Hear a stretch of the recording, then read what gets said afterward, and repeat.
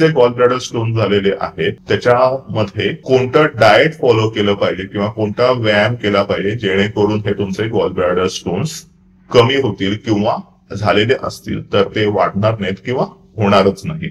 अति तेलकट पदार्थ, पनीर, चीज किंवा जंक फूड, फास्ट फूड या सगळ्या काही वाईट गोष्टी आहेत त्या खाणं पूर्णपणे टाळायचं.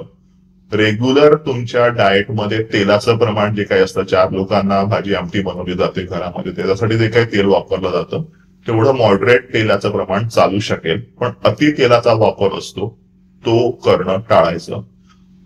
तूप जे काय आहे ते चांगल्या क्वालिटीचं खाल्लं पाहिजे. तूप खाल्ल्यामुळे कोलेस्ट्रॉल वाढत नाही, याच्यावरती सुद्धा आपण एक वेगळा डेडिकेटेड व्हिडिओ बनवलेला आहे. चांगल्या क्वालिटीचं किंवा घरी बनवलेलं जे काही तूप असतं, गाईचं असेल किंवा म्हशीचं असेल, त्याच्याने कोलेस्ट्रॉल वाढत नाही.